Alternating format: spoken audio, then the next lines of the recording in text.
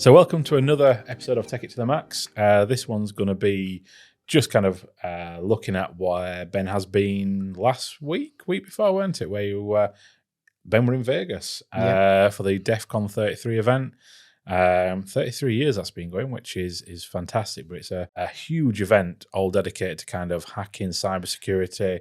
If you like technology and computers, it's a place to be. Definitely. I don't think you got much chance to see much of Vegas. It was pretty much there and in an exhibition hall, which I know you're there for a few days, and even then didn't get a chance to go around everything that you wanted to see there. So no, sounded like it were a fantastic event, but I kind of want to get a bit of suck that information out of you, really, if I can, and really kind of look at, see really what you've seen, tell us about what we can learn from that, and as businesses, what should we be doing now, really. And let's dive into, and if we go for what's on the top of your list of the ones that you've enjoyed. So there's we've got three things that come to mind. Obviously we've got I sat in the famous social engineering community village. So that's their first badge that they've released for that this year. So I got to see live calls made by professional social engineers and what they call vicious. So, and what is social engineering? What's so it's in layman's terms, it's hacking without a computer. So hacking people. Okay, right. Yeah. How do you hack a person? What would you do for that? A bit of psychology, a bit of coercion. Sending what one common would be is sending a deal that's too good to be true. So I send you an email saying this car's come up for sale, £500. Yeah. You click on a link to go to that. It asks for a email and password. You put in them details without a second thought, and then I've got them details then. Gotcha. So it's kind of like in line with phishing, but kind of a little bit more, where there's a lot more involved really from a personal side, isn't there? For yes. So there's a lot more kind of looking about what the person's about and kind of understanding it's manipulation in a way. Yeah. For bigger companies, they often use it to get details about obviously the security posture of the company. So in this instance, a lot of the questions were focused around maybe what MFA program do they use, and you might be asking why would they ask that? But for a professional hacker, knowing what MFA program they use, they might be able to find vulnerabilities in that program and target it towards that bigger, larger company. So little details like that, they can find out little weak holes in the company that they could use for chaining another attack and getting the data that way. Wow. And what did you see in the social engineering village then, in the community? So they had a soundproof box where they would make the live calls from. So actual calls to Fortune 500 companies. Live. Wow. Yeah. Okay. Is there any ones that you can talk about? Obviously, I can tell you what they did, but obviously I don't think I can name the companies. Yeah. But they're all in the Fortune 500 American companies. So they're all big companies. And they would ask, some of the questions they would ask is, how often do you get security training? What a common one, just so they know how on top their employees were to phishing attacks. A lot of the companies just gave that information away, saying even one company from a popular coffee brand mentioned they admitted that their security training that received to employees is outdated and it could do improving, and they said that to a social engineering. And what were they aiming to get from that though? So what were they? So the hackers knowing this information, what were their end goal? What were they trying to then extract from that? What were their ultimate? So obviously the ultimate goal was to show how easy it is to get information, and then how that information could lead to other breaches within the company without even knowing. So the employees were becoming an accidental insider threat. Yeah. So it were the employee that were becoming the threat to the company because they were giving away that information.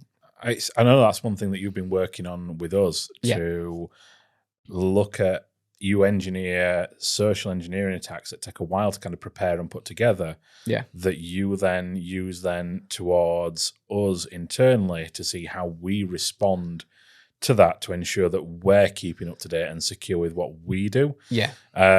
So, for example, you may kind of pose as a user requesting for credentials, but you will have subtle differences, maybe a slight change in the email, or requesting for something to try and get something that ordinarily would be outside of the scope by gaining trust with that person to gain access. So you gain that trust with them to pretend that you are that person, in the hope then that they will give you that data that they ordinarily wouldn't do, because obviously you've gained the trust element.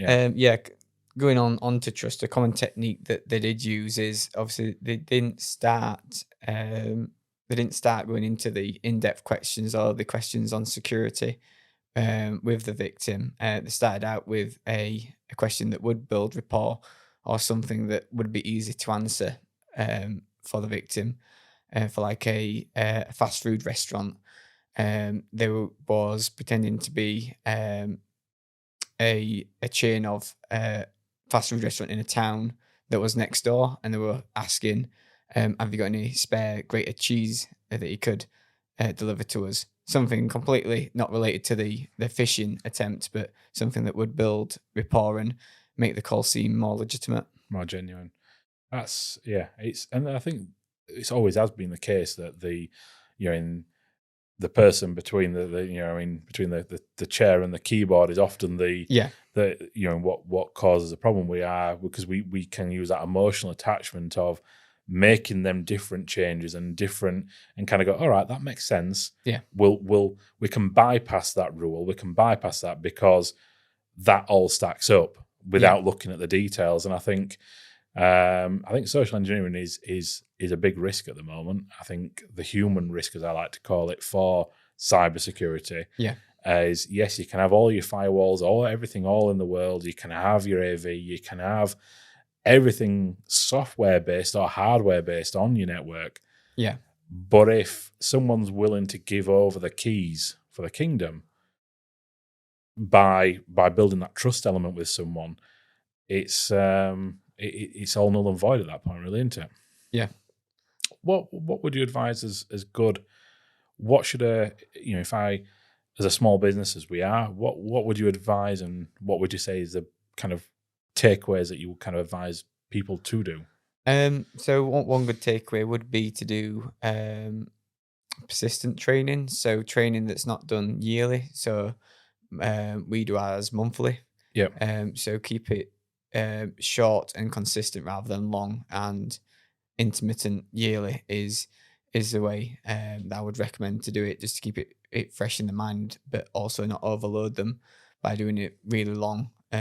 And I think that would build that security culture that companies are needing. Cool. Is there any other aspects that you'd want to kind of enforce on that for social engineering that they could do?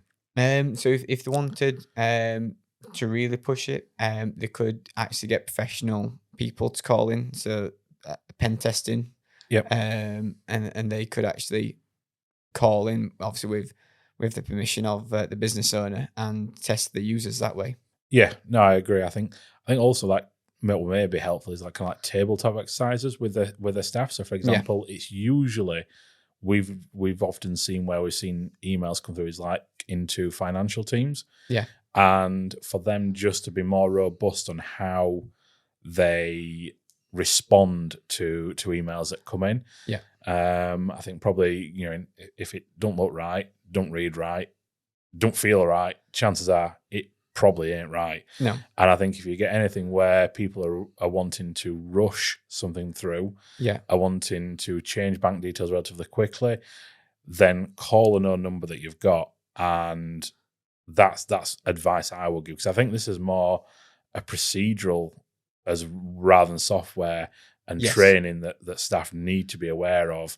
And I think business need to kind of be more aware that there's almost an air of where IT as an MSP, where yes, we can put the software and everything in place, but there's always going to be that human risk, which we cannot control because that's internal culture to that business that they have to kind of then enforce more on that side, really, and more kind of the training and whether that's external training and procedural to ensure that they're keeping their data safe.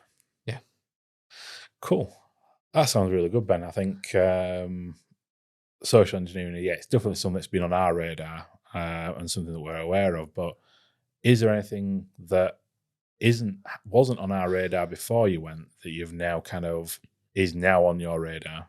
Obviously, the one thing that probably the biggest thing, if you want to cast your mind back, I was around, but it wasn't relevant to me at the time. Yeah. But you probably remember this is Y2K, and I think we've got another Y2K event approaching us sooner than we think, and that's around quantum computing.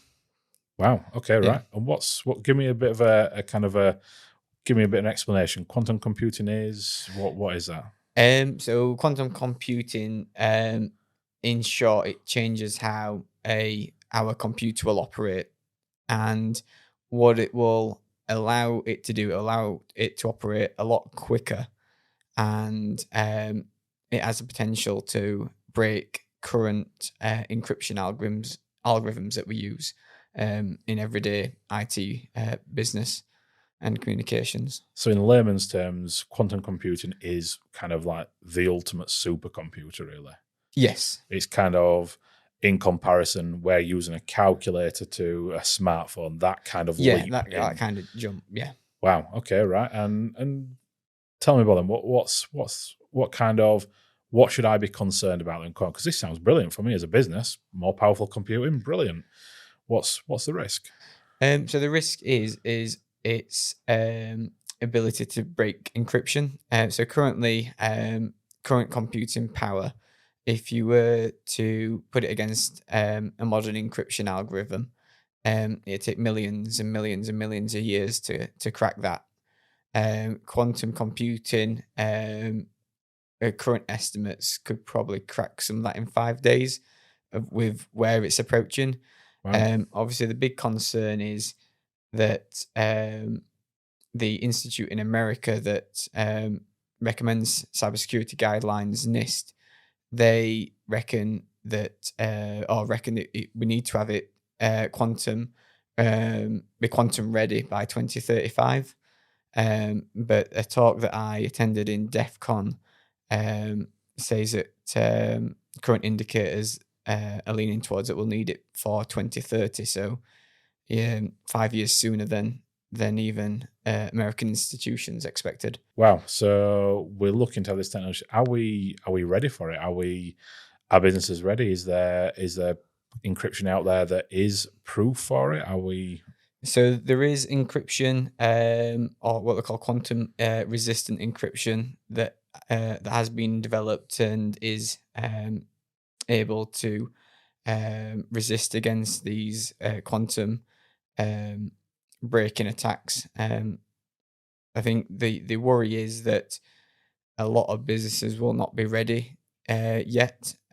So that's what we'll be doing is at IT Desk will be analysing that, obviously making sure we're ready for it first, seeing where we can implement them quantum resistant algorithms, and keeping a close eye on the landscape. Yeah, so you've got a lot of work on your hands then to get everything all ready for us, and our customers, to make sure that for the work that you're doing in your team at the moment, that our customers are safe and secure and that they're ready for any changes. Because I'm guessing then, my thought is that obviously we're probably not going to know there's a problem until a problem happens with quantum computing. Yeah, obviously the other worry is that with quantum computing, the theory is that could be done offline, an offline attack. So somebody, the risk is at the moment is that cyber criminal organizations and malicious state actors could be gathering encrypted information now to break it later. So they're kind of, while everything's weak, kind of going out there without people knowing Is the technology then readily available now from Quantum, or is it not quite there yet? It's available to big organizations. I know one big one that's pushing it at the moment, and doing really well with their tests is IBM. Yeah. They're renowned for setting a goal and meeting it, and they said that they'll have something ready by 2030. Wow, so the technology is already there. It's not publicly available yet. No. But it is there. Yeah. We just now need to get ready for it, because it could be at any point it could be available, or even worse, people are already using it for that. Yeah. From our perspective, for small and medium sized businesses, I even think by 2030 we won't be directly using quantum computing, just because it'll still be expensive at that time. But cyber organizations that have a lot of money, and especially governments that have a lot of money, they'll be able to use it and could start using it in attacks, and obviously breaking encryption on banks, currencies, cryptocurrencies, and even like stuff like your identity online that could be forged, because that's all backed by encryption as well. Wow. So yeah, that's quite a big takeaway. So is there anything that we can kind of advise businesses that what they should be doing now? Then what should they be looking for? What advice should they be reading on? Is there anything that's kind of take away from NIST, or what would we advise? So I would advise any business to speak to their IT partner to see if they're aware of quantum computing first, if they're taking it seriously, like we are, and to get their advice on what they need to do from their IT partner. Brilliant. No, that's good. That's good advice, I think. Is there a link on NIST to kind of link towards? So NIST does have a lot of resources on it, and their current table will be on there for quantum resistant algorithms that they recommend to move to by 2035. But obviously that's for 2035. What I've seen at DEFCON, it could be earlier than that, by 2030 at the earliest. Well, no, that's a great takeaway. That, and I think we obviously us will be already on that. Yeah, I know you're already working on that and aware of it. But I think for any small businesses, I think don't rest in the laurels. Don't sit back. Don't just assume that because you're a small business, you're not going to be affected. Because with that amount of processing power, it's not a matter of if, it's when. Yeah. No worries. And let's move on to the final thing. So what was the third and final thing that you want to kind of bring up from DEFCON? So it's one that we've talked about before. I think that everybody's aware of it now, unless they've been living under a rock, and that's AI. No, it's not another co-pilot plug. No. So what do we know about AI? So what I saw at DEFCON is how it's being used in a purpose that could be used to rewrite its own code. In real time as well. So AI was being used to bypass the traditional defenses on antivirus. One of those was ESET that they did it against. So the ESET antivirus. So it hit a roadblock. ESET blocked it first time. Yep. The AI went back, studied where it was blocked, rewrote its code, and in about 10 seconds, it deployed the malware again and managed to bypass ESET. So ESET didn't flag it the second time. And how long did that take? What time frame was that it kind of? About 10 to 20 seconds. So you wouldn't even know. So from our point of view of looking through an audit log, we would have seen that it had done its job, because we've gone, all right, it's been blocked. Yeah. It must have worked. Because obviously then we wouldn't have known it's gone back, rewritten it, and gone for another go. No, you'll probably know in this case if it was a ransomware trying to get through. You'd know if your files have got encrypted. Yeah. Yeah. Wow. And what kind of from that kind of learning from the AI, what were they kind of saying of the dangers of how to stop that? What prevention measures can be put in place? For what I gain from that is there's going to be an arms race, so to speak, with AI. From the attackers using it to develop and deploy these AI aware malicious programs, to antiviruses using it as well to maybe use behavioral monitoring and detect when AI is being used and block it that way. So there's going to be an arms race. I think that companies now shouldn't be trusting on traditional AV that just uses signature-based detection. Which by signature-based, you mean in where it just looks for kind of key traits to what an AV looks like. So if it's this, and this, then block it kind of thing. Yeah, so a lot of it will be done on it. It'll be done on what we call hashes. So hashes the code of that malicious program is given a long string of numbers, and that's uniquely identifiable to that malicious program. And if the antivirus scans that program and it's one of those string of numbers that's in its detection list, it'll block it. But by having AI now, AI is able to kind of work out what's not in that list, or work out that and kind of work around it with AI as such. Yeah. So what we're doing at IT Desk and for its customers, we're deploying AV and what we call EDR, endpoint detect and response solutions that have behavioral monitoring too. Yeah. So it gets a baseline of what the customer's computer and what they would do normally day to day, and if it sees any changes in that, it'd block them processes from making them changes. So if it noticed that this program were accessing this file and that normally doesn't happen, it'd inspect that program to see why it's doing that and then potentially block it from there. Right. So it's kind of looking for patterns and kind of going, yeah, oh, 1 minute, you've asked once, there's something not quite right if you're coming back and asking again kind of thing and blocking it at that point. Yeah. So say if a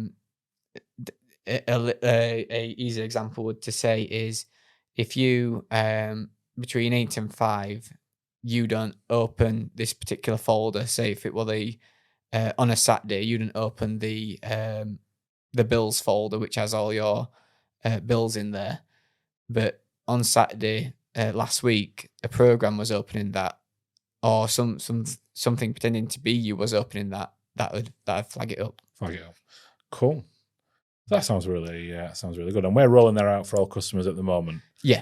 Cool. That's good then. So we've got some really good stuff there. So we've got kind of first off social engineering, which is bolster your internal processes, train your staff.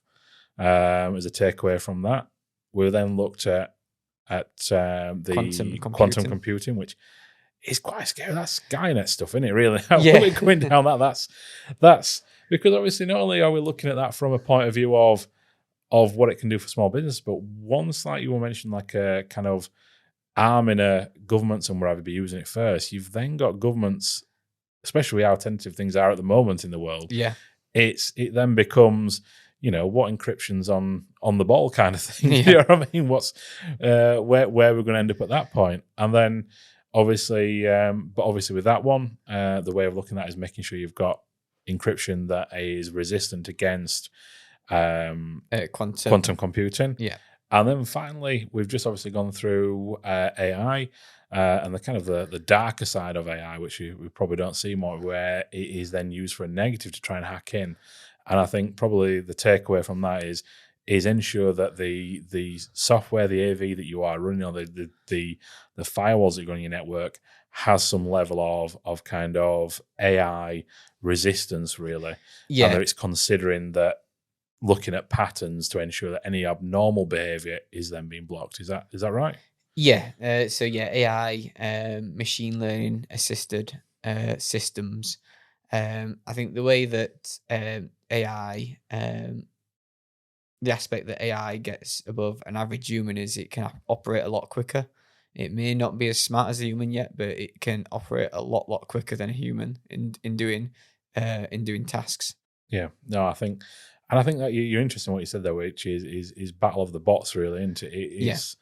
It is an arms race with the AI. It's kind of the ones that attacking to the ones then preventing. We are just literally building them to kind of one to secure one the other, and we are from where it kind of came and hit the scene with ChatGPT, where everyone's like, "Oh, this is brilliant." Yeah. You know, I can get it to write my email. I can get it to have an argument with it. I can have a discussion with it. Now we're seeing the darker side starting to come out, where it's actually now being, all right, now it's being used for a negative way of working, for a hacking way of working. And I think being at DEFCON has allowed you to kind of see the real dark side of what we may not necessarily see as a small business or an MSP. So I think that's been really valuable. I think AI does affect actually the 2 points that were mentioned above it as well. Obviously, we have seen some instances, luckily not ourselves, that we know of AI being used to clone people's voices in phishing attacks, social engineering attacks on calls, to a very accurate degree. Well, that's something you spoke about before you went away, where I think last year they had one where it were an AI calling up, pretending to be someone. Yeah. Because it hasn't got that stutter. It doesn't need to think. It just needs to kind of get the process done, really, doesn't it? Yeah. Well, in terms of the stutter, we have seen some cases where it would put in a stutter or dialect mannerisms into its voice to make it sound more realistic. Yeah.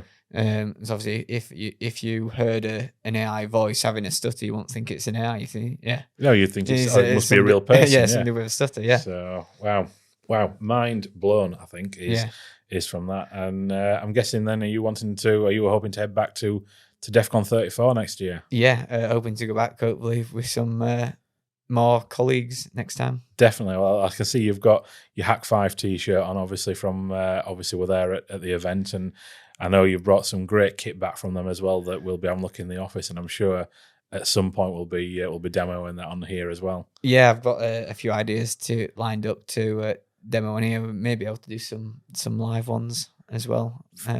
Fantastic! No, it'll be great to see some live stuff in progress and how it works. But yeah, it's been great, and I'll love having a good chat with you on the cybersecurity stuff. Some it's always interesting and